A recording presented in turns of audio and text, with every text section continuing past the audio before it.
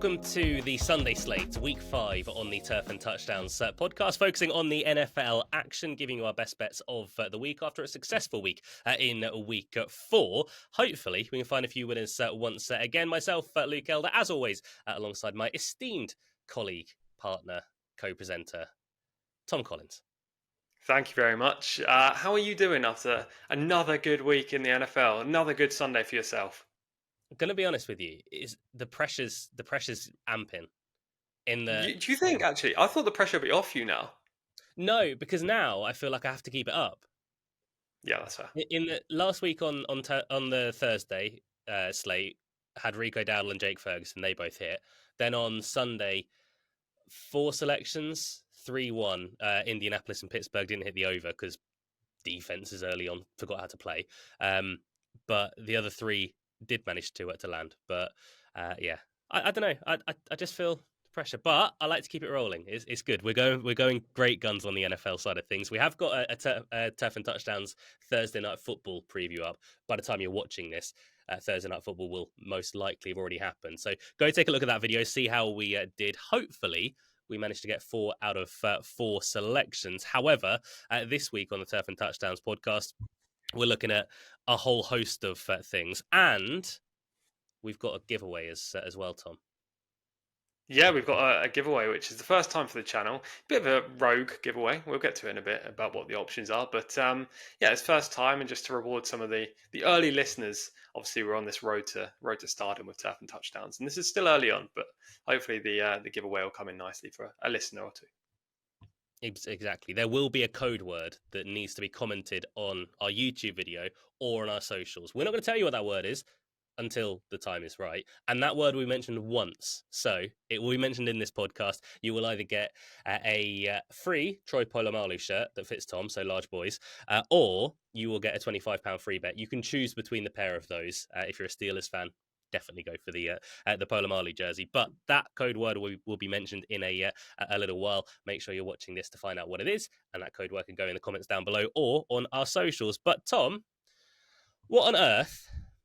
The Arizona Cardinals, just in general, all of them, every single one of them, one of the worst performances of the season so far against the Washington Commanders. The Commanders are very easy to pass on.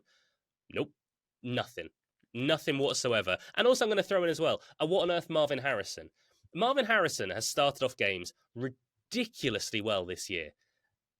And then he goes away. We saw it in the Rams game. He had 2 touchdowns in, I think, the first quarter. Last week in the first drive, 1 touchdown. I think he had about 2 or 3 catches for 21 yards and a touchdown. He ended with 45 yards overall. You're against the Commanders. They're terrible against the pass. What on earth is going on? What on earth, Arizona? Arizona, in this podcast, spoiler alert, you're going to get bullied. Tom. You think of a man that had a bet on Arizona / Marvin Harrison, right? No comment. Yeah, I thought so. And to be fair to you, you did have a night. It wasn't, well, part of it was mentioned on the podcast, but you had 2 nice bets going. One was Marvin Harrison touchdown and one was Marvin Harrison yards. And after the first drive, it looked like it was going to be phenomenal. So I can understand the frustration there. And to be fair, my what on earth is going to be a similar kind of personal frustration vendetta. And it's going to be what on earth? Breece Hall. What on earth, Breece Hall? How many times? Man, this guy owed punters from the week before. We put him up for receptions and receiving yards, and he just fell short. 1 reception, 2 receiving yards. He owed us. What did he do? Barely ran a yard. At one point, he had 8 carries for 0 yards. Yes, 0. Meanwhile, Mr. Rookie Allen goes and runs for 28 yards on 7 carries. I mean, it was absolutely terrible from Breece. He couldn't catch the ball. He dropped 2 absolute sitters straight into the middle of his hands. No one around, just dropped them. What on earth, Breece Hall? He was against a team in the Denver Broncos who had no offense. The Jets had the ball so many times. The game finished 10-9, but the Jets were leading throughout the majority of the matchup. It was a Breece Hall game. Run the ball, run some clock, win in a horrible, scrappy matchup. Take the W, move on to next week. Breece went missing. Our bet's lost. Stinker. What on earth, Breece Hall? I would love to defend Breece Hall, but when Braylon Allen came in and was much, much better, there's no defending that whatsoever. One other thing. Do you see how many yards in that game Bo Nix threw for? Was it 60? Do you know how many receiving yards Courtland Sutton had in that game? I don't actually. 60. Right. But Look, he's still through to other players. Like Troy Franklin had -2 receiving yards. There were about 3 guys on the Broncos side of things that had minus receiving yards, but it just looks like Cortland Sutton got everything throughout the entire game. the thing is, the Jets' defense played very well, and okay, Denver's offense is not very good anyway, but the defense of the Jets played very well. They gave the offense of New York plenty of attempts to win the game. Aaron Rodgers was hit and miss, but to be fair, the Denver secondary is pretty useful. Um, where did Brees Hall go, man? He could have won that game easily for them, and he just disappeared. I can sense the genuine hurt in your voice. 2 weeks in a row, this guy's cost me. No more. Oh, Brees. Well, I'll tell you what, if you've got a personal vendetta with Brees Hall, go find him because he's in England right now. The Jets are playing the Vikings in the first London game of the year. Maybe Brees Hall comes back to a little bit of form, but we have to mention the London game. Are you off to any of them this year? No, I'm not. Unfortunately, I was going to go to one, but then other plans came up, so I'm not going. Are you? No, not this year. I've been to 5, I think, in the past, but Same for me. they're Yeah. they're a fantastic day out there. It's always good to go watch NFL action in the UK. If you are going, you're going to have such a good time. Hopefully, you get treated to a good game between the Jets and the Vikings. However, Tom, your first selection is pouring water all over that fun time. Yeah, I'm going to go for Brees Hall. No, I'm absolutely joking. I'm not going for anything to do with Brees Brees Hall, Hall. 10 Um, touchdowns. that would be just insanity, wouldn't it? They do say repeating the same thing over and over again about success is insanity. That would have been it. Yeah, look, it's surely going to be a defensive battle. I know that everyone from England, and if you're traveling from abroad, want to go and see a shootout between these offenses of New York and Minnesota. To be fair, Minnesota's offense has been good this year. Sam Darnold, especially, he's been fantastic. But the defense is just extremely good. I think the Jets currently rank 5th in terms of points given up per game. The Vikings rank 4th. It just seems like it's going to be a defensive battle. I don't think that we're going to get an over here. I think I'm going to bet the under. The line is currently 40.5. I think we're going to see something like a 17-13 game. It's not going to be the best viewing for a neutral. There's no doubt about that. But hopefully we get under 40 points. I think it's probably the way to play this this matchup. It's going to be another tight game, much like the Jets were involved in last week. Can the Jets come through and win this one? Probably not. Yeah, I'd agree with that. I didn't have the Vikings starting 4-0, I'll tell you that much, but the Vikings have looked good on both sides of the ball as well. I'm not going to play in the game. If I was, I probably would go the unders as well. However, the Luke Elder theory of London games, and this has been historically proven, tight ends crush in London games. So take a look at Tyler Conklin. He's the only tight end of any worth on the Jets. I think his line's at 23 yards. It's not a selection. Just take a look at Tyler Conklin. If you're at 2:30 in the afternoon in England, you want a little bit of interest. That might be a way in, but I think I'd be with Tom with the unders. My first selection of the day. If you had told me after week 1, Tom, that just 3 weeks later I would be speaking in any way favorably about this team, I would have called you some rude names. I even tweeted actually after week 1 saying, I'm so sorry for Carolina Panthers fans. There is nothing to look forward to with this team whatsoever. Turns out there is. Andy Dalton has come in, and Bryce Young is not a very good quarterback whatsoever. I have no idea what's happened with him. But they've also got another star on the team. Chuba Hubbard has been absolutely dominating recently, be it on the ground, be it through the air. It does not matter. This time last week, I sat here and I was telling you that Kyron Williams will score a touchdown at any time. He landed in that against the Chicago Bears. The Chicago Bears are a good defense. They're not a very good run defense. They let running backs run all over them. So far in 4 games, they've allowed 126 yards, 103, and 94 yards to running backs. Including Kyron Williams, who got 94 yards last week, a few yards for Ronnie Rivers as well. They teamed up for 120 yards last week, averaging 4.3 yards per carry and 4.9 yards per carry. Chuba has been excelling in that division as well, or in that department. He's thrived since Andy Dalton took over. He had a good game in Bryce Young's final game, but the 2 games since Andy Dalton has taken over, he has been absolutely brilliant. 21 carries for 114 yards, 5.4 yards per carry. And then last week, 18 carries, 104 yards and 1 touchdown, 5.8 yards per carry. It doesn't really matter for this bet, but throw on a whole host of yards in the receiving side of things. He's involved in the receiving game as well. I think he's had like 4 targets the last couple of weeks or so. He's got the 3rd most rushing yards in the league over the last 2 weeks. There's one running back as well who's got more yards from scrimmage in the last couple of weeks, and that's Derrick Henry. He's second to only Derrick Henry, who had a 190-yard rushing game against the Bills the other night. Chuba Hubbard, the line is 59.5. That's just wrong. If this line was 75, I would still be betting this. This is a chance to take a very low line on Chuba Hubbard, who is just crushing. I think he's going to do very, very well against a bad run defense. That's the first play. Tom, what was the code word that we were talking about earlier on for the giveaway? The code word is dynamite. You're only allowed to say it once, remember? Yeah, I'm not saying it again. I'm not saying it at all. I don't whatever. But that word that Tom just mentioned, if you missed it, scroll back and you find it. If you're on Spotify, you can comment on our socials at Turf Touchdowns is the place you will find us. But comment that word down below on our socials, and you'll be entered into the draw. You get a £25 free bet or a free Troy Polamalu shirt. It's not signed or anything, but shirt's a shirt, isn't it? Yep. Tom can sign it if you want, but yeah, you get to choose between those two. If you're, let's say, well, please be over 18 to enter. That part will help, but comment that word down below. Tom, give us your second selection of the week, please. Yeah, I think if I signed that shirt, it would devalue it, to be honest. Look, we've already given an under so far in the London game. We've given a player prop, just from yourself there, in the Carolina against Chicago game. And now I'm going to give a money line selection. So we're covering all bases already on this podcast. It's going to be the Houston Texans to beat the Buffalo Bills in the 6 p.m. kickoff. Now, the Bills are 1-point favorites, I think, currently at the time of recording on Thursday morning. That may change slightly. I think it could become a bit of a pick'em between the two without any spread whatsoever. Currently, right now, the Texans are even money on the money line. I think that's a good price.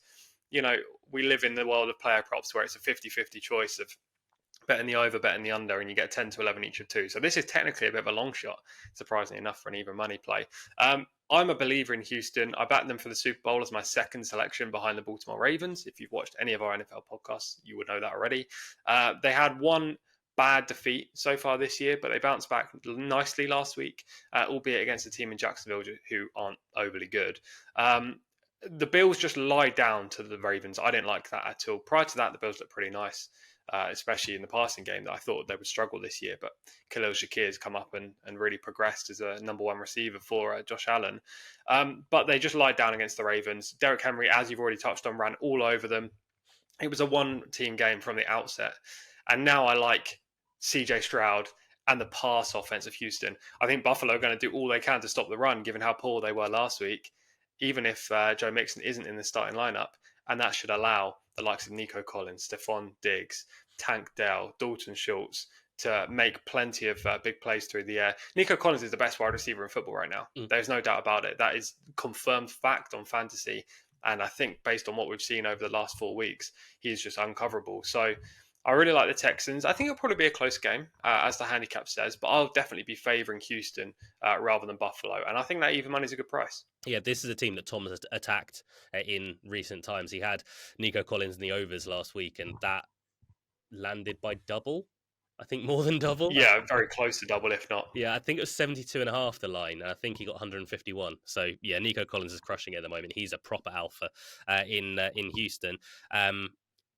Joe Mixon might not be back. I think Tank Dell will be back regardless, but that's going to be a fantastic game. That's the most interesting game in the 6 o'clock kickoffs anyway. Buffalo taking on Houston.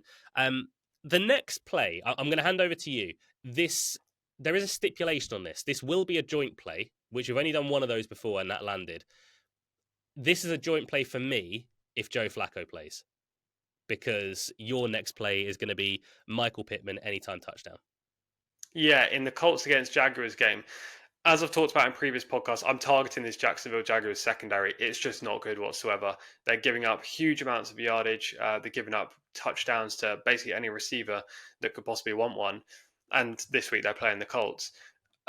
The question is, will Anthony Richardson play? He was limited in practice on Wednesday. We're still filming this on Thursday morning, so there's some time to go before the game.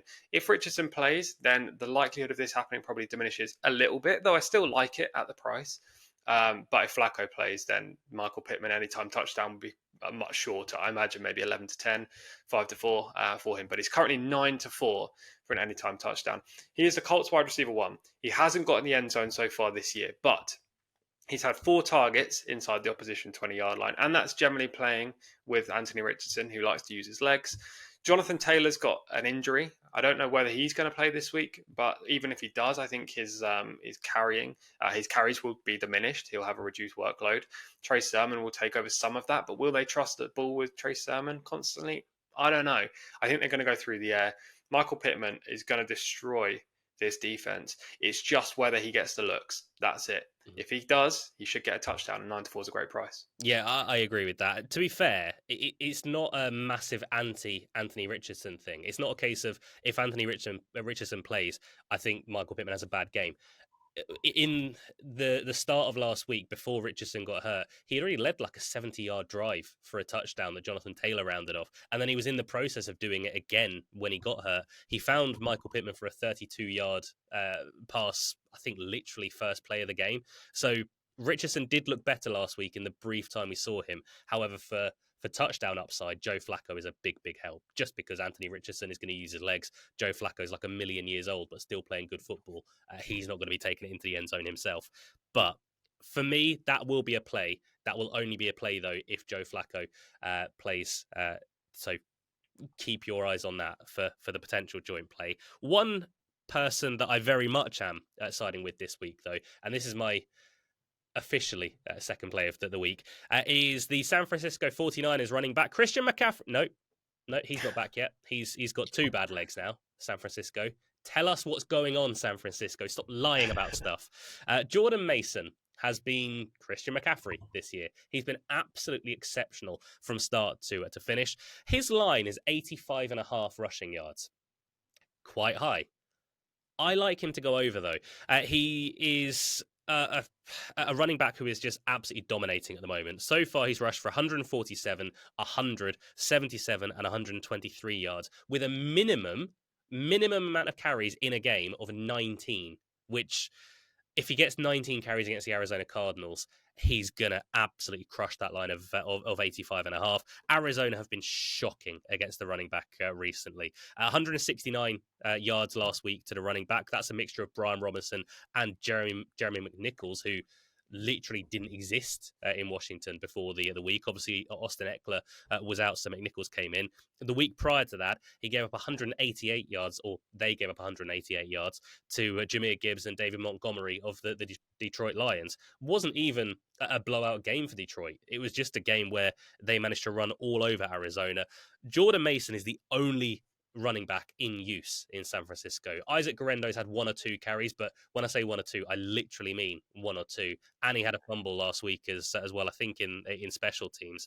That should be a game that San Francisco dominate. I don't think it'll be close between the Niners and the Cardinals. The Cardinals have got a lot to work out from last week. They were diced up by the Commanders, who are a fine offense. San Francisco, one of the best offenses in football. I like Jordan Mason over 85.5. I was going to say touchdown as well, Tom, but he's like 1 to 2 to score at any time. I think he will score, but I think Jordan Mason is going to, as we said at the start of the podcast, bully the Arizona Cardinals. Yeah, and I'm going to continue the bullying of the Cardinals. Sorry, Arizona fans here. You like the rushing game for San Fran this week. I like the passing game. Maybe not as much as the rushing game. I'm not against your line at all. I think Jordan Mason will just rumble against them. But I like Brandon Ayuk in this matchup between the 49ers and the Cardinals. Over 60.5 receiving yards is my pick here. That's at 10 to 11. Look, I really like this game for Ayuk, and I love the line. I think 60.5 is relatively low. Now, if you look at stats this year, you'll be thinking, why does he like 60.5 for this guy? Because he's not gone over 48 in 4 games. The last 3 games, he's been in the 40 plus yardage category. Why is he suddenly going to have a breakout game? Well, the thing is, Brandon Ayuk has very good success against the Arizona Cardinals in his history. Also, he was a holdout throughout the whole summer. When players are holdouts through the summer, one, they're probably not up to speed in terms of playing in a game because they've not been practicing throughout the summer. Two, coaches don't like to use them as much because they're trying to make a point.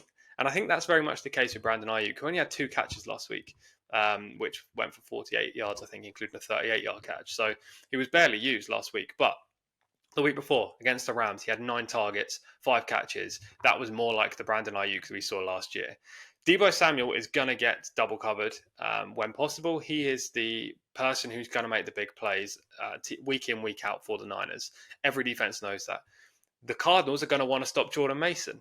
They got ran upon last week by the Commanders, including Jaden Daniels. They're going to want to stop that side of things. If Jordan Mason can start getting yardage, then in comes play action. Brock Purdy's seen his best. He'll get time in the pocket and he can pick apart the defense. So they're going to try and stop the run. I'm not saying they're going to succeed, but they're going to try. That should allow Brandon Ayuk to make a big play or two across the middle of the field. I love the over 60.5 this week. And to be honest, the 49ers should win this game quite comfortably. It should be a bit of a blowout if the Cardinals play like they did 7 days ago. And I think both of these lines, mine and yours, with Mason and Ayuk, will both land. I like your bet as well, mainly for the fact that I'm a Brandon Ayuk fantasy owner, and I just need something from Brandon Ayuk. He has been absolutely rubbish from what we're expecting so far, but he did get 10 targets 2 weeks ago, so we'll see. Regards to Brandon Ayuk, I'm very much hoping that comes in, even yardage wise. 43, 48, 48 for him the last 3 weeks. He has been better in that department than maybe it feels.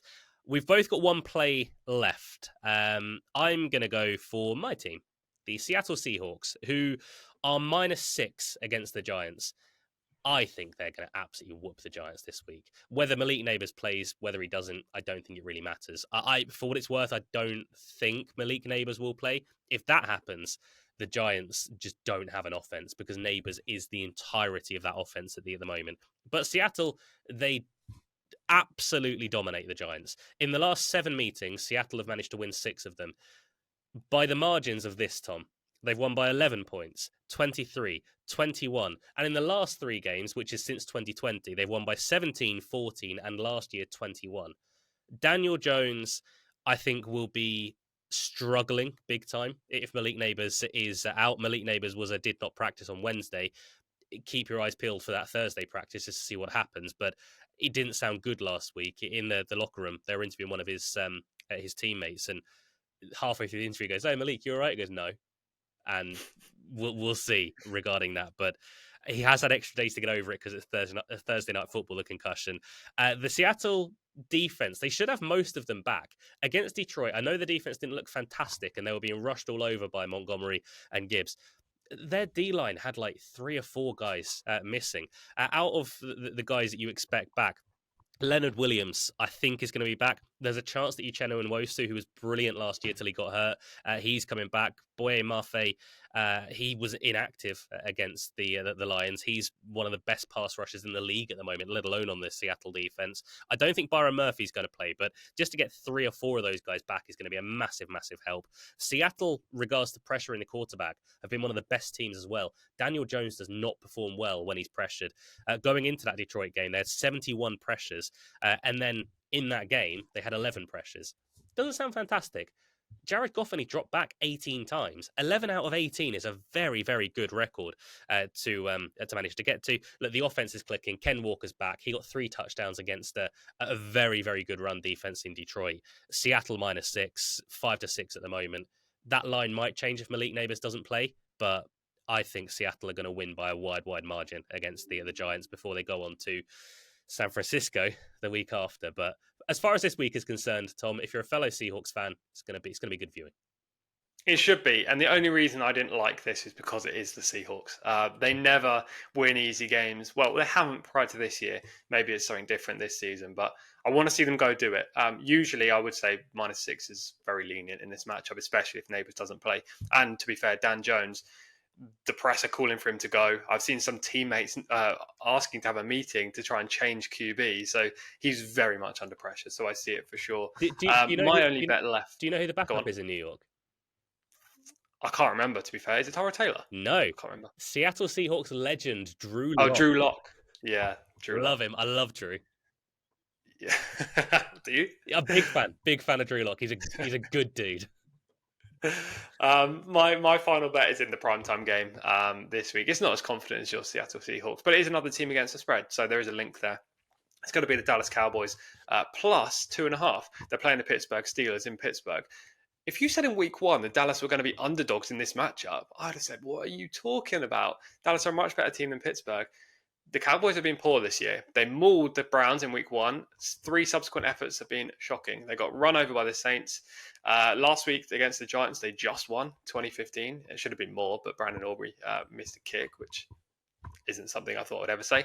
But they're just a better team than Pittsburgh. Generally, they've got a better roster, better depth chart. They just got to go and do it. I feel like they're feeling the pressure, playing at home especially. They're 0-2 at home, 2-0 on the road.